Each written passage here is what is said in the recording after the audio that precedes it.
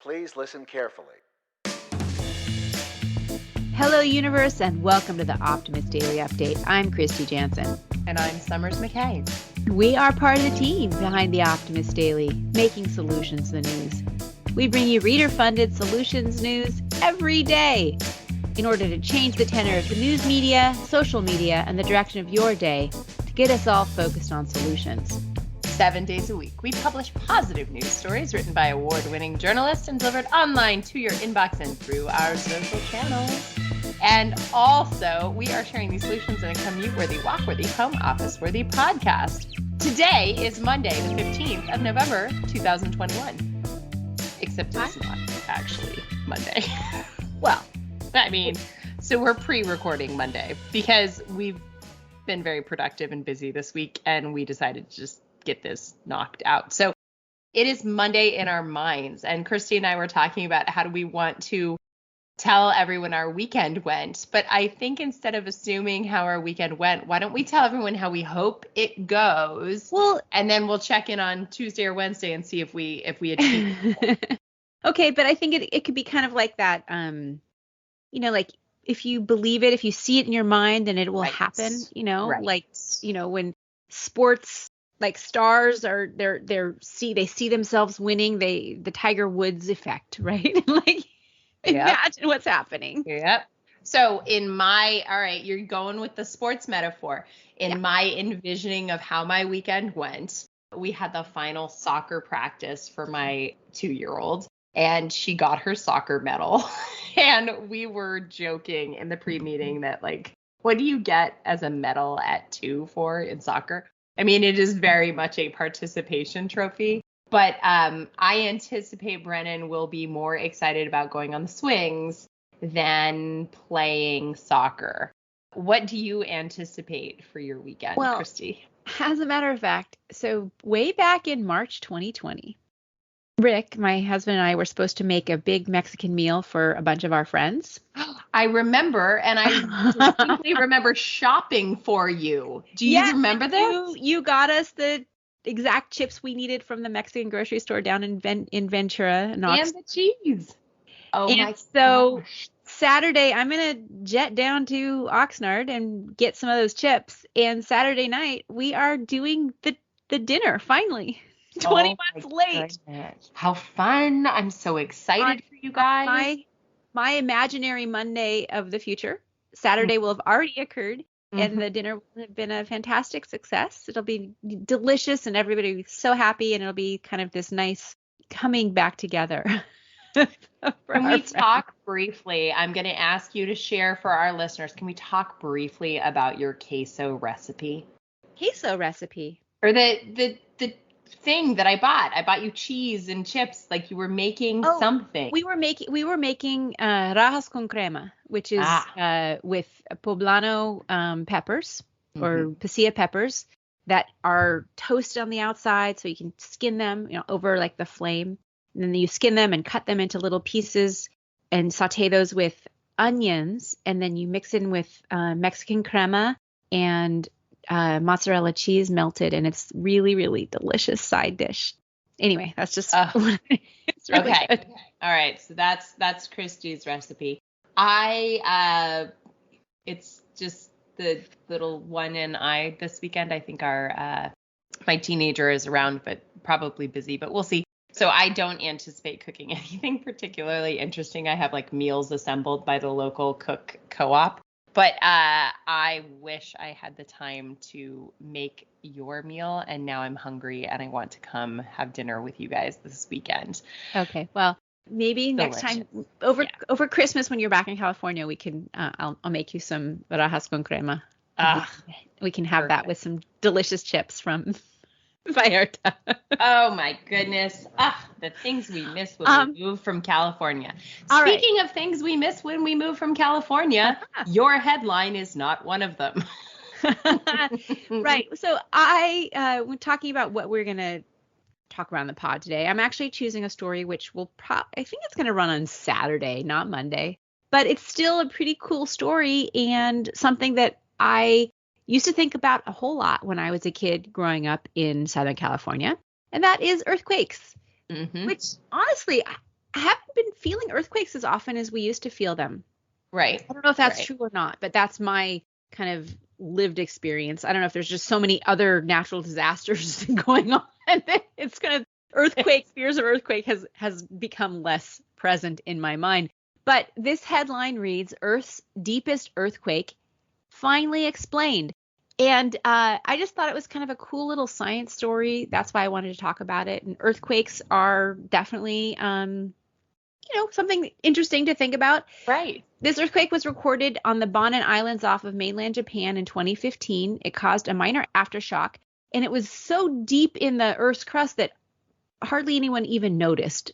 People living on the surface of the Earth didn't even feel it. It was recorded by a scientist. But for years after the event, Earth scientists have been wondering what actually happened and how did an earthquake happen at such depths, because it's kind of it boggles the Earth scientist's mind, like how does that work? Anyway, they detected the quake because it happened in Japan, where they have this high net array of seismic stations that were being utilized by the University of Arizona to pick up the deep quake. The actual force wasn't even felt at the surface, as I mentioned. But the scientists were going, what's going on? They thought it was impossible. But as a matter of fact, this earthquake happened at like 400 kilometers beneath the surface in the lower mantle. And now they finally are starting to understand how it did happen. A study published in Geophysical Research Letters has come up with a theory to explain the intriguing event. There's a particular mineral called olivine, which is a shiny green compound, and it makes up much of the planet. So apparently weird things start to happen when minerals are exposed to very high pressure environments, and behavior of these minerals becomes harder to predict. So olivine is no exception. It's thought that the atomic structure could have shifted its properties and transformed the mineral to become brittle under the intense force which caused that quake. So anyway, this is just a kind of a cool story, and it reminds us that we don't really know everything. And scientists who we think are, who we look up to, who are all about understanding the natural phenomenon, the physics of our world and our planet, are still learning new things every day and every year. So that's my little handoff to you with your physics story, Summers. Yes, evolutionary discovery. As we grow smarter, we can explain the unexplained. So I'm going from deep within the earth to our kitchen counters. And this confounding thing of why you always spill coffee or tea when you are pouring it. Now, I don't know, Kristy, if you are like me, but I believe I have mastered the art of not spilling coffee. And then every time I think I've done it, then all of a sudden I pour coffee or tea and it spills. And most recently, I actually was having a discussion with my husband who has more of a predilection for pouring coffee all over the counter than I do. And he said, why? And of course, likewise has less of a affinity for thorough absorption and cleanup of said spilled coffee, right? So just imagine typical household dynamics. So Will was saying, why do I always spill the coffee? And I said, because you're pouring it wrong. And then, of course, so ensues marital discord. Well, the fact is, I'm totally right. He's pouring it wrong. But it's scientists who have finally helped me prove this. Now, they always say, do you need to be right or do you need to be in a relationship? I would prefer to be in a relationship. In this case, I'm right, and here's why. The headline reads, who spilled the tea? The answer is physics.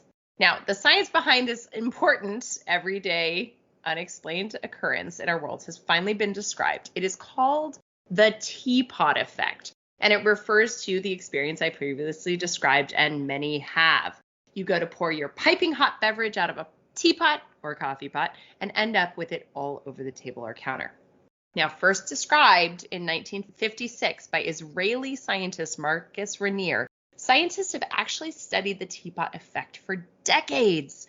But they haven't fully been able to articulate why it happens. When he emigrated to the United States, Ranier became a pioneer in the science of flow behavior, or in more scientific terms, rheology.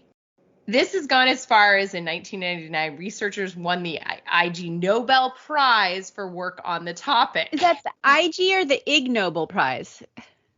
Oh. I think Ig Nobel Prize Ig is like Nobel?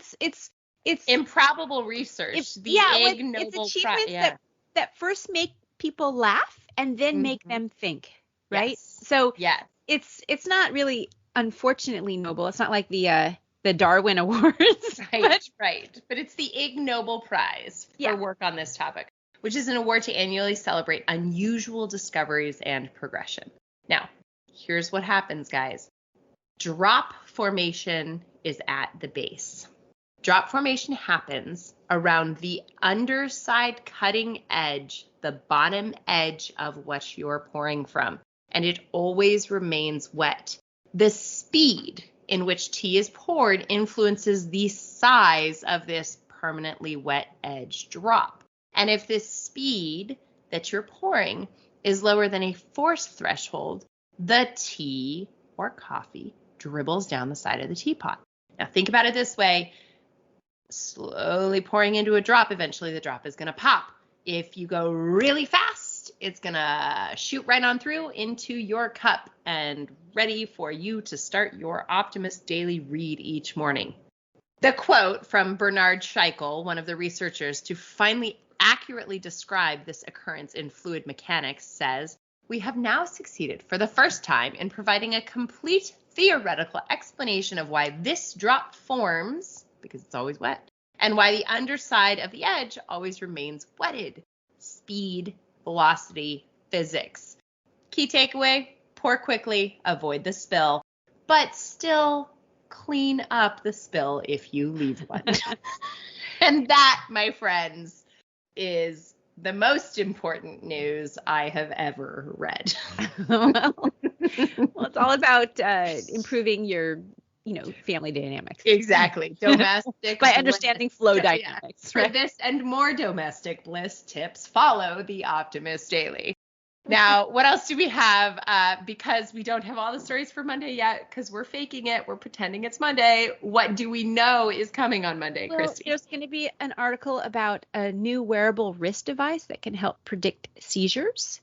Nova Scotia will be home to the first whale sanctuary in North America, and descendants of native British bees are found on an Oxfordshire estate. That and more will be on today's OptimistDaily.com, Monday, the 15th of November. So go check it out. And thanks for listening to today's Optimist Daily Update. We promise to keep sharing positive, solution-based stories with ideas on how you can participate in the changing world, even if it means just understanding it a little bit better. Whatever it is, it'll help ensure it is changed for the good. We promise to keep covering current events with accuracy, legitimate sources, and offering you the information needed most to chart new paths for all of us, including knowing how to pour the perfect cup of tea. If you like this and you like the solutions you hear on the Optimist Daily Update or read on the OptimistDaily.com, please consider becoming an emissary, and for just $5 a month, support reader-funded independent journalism. Let's keep the Optimist Daily free to all who need it, supported by those who can. Thanks, everybody. Have a great rest of your Monday. We'll be back tomorrow with more solutions.